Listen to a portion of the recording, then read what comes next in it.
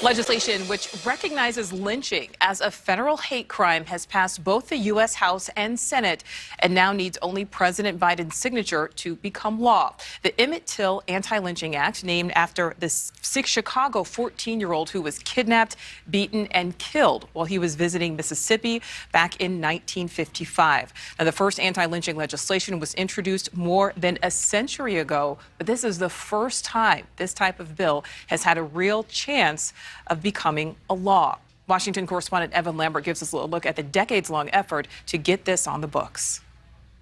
I ask unanimous consent that the Senate proceed to the immediate consideration of H.R. 55. It's a law more than 100 years in the making, coming after dozens of failures on the part of lawmakers to seek justice and dignity for the lives of more than 4,000 Black Americans tortured in terrifying, often public and extrajudicial killings. On Monday, the Senate passing unanimously the Emmett Till Antilynching Act after it failed to do so in 2021. Republican Senator Rand Paul holding it up at the time, saying it was, quote, too broad. Once signed by President Biden, the bill will make lynching a federal hate crime, punishable by up to 30 years in prison. After more than 200 failed attempts to outlaw lynching, Congress is finally succeeding in taking the long overdue action by passing the Emmett Till Anti-Lynching Act.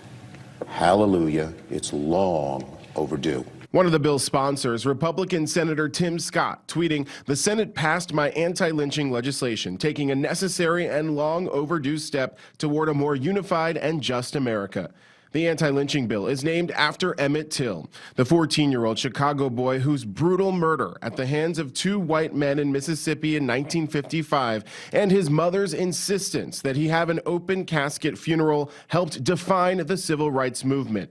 The Equal Justice Initiative has documented 4,084 racial terror lynchings in 12 southern states between 1877 and 1950.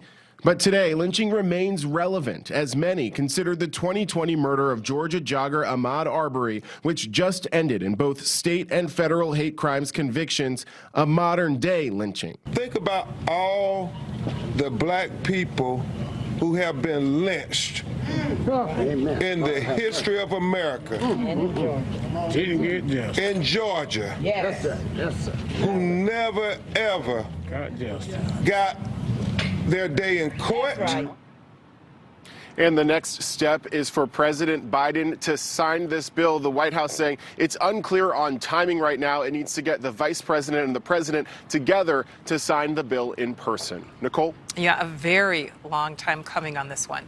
Evan, thank you. Thank you for watching. Click the red subscribe button below so you can get more of NewsNation's fact-driven, unbiased coverage.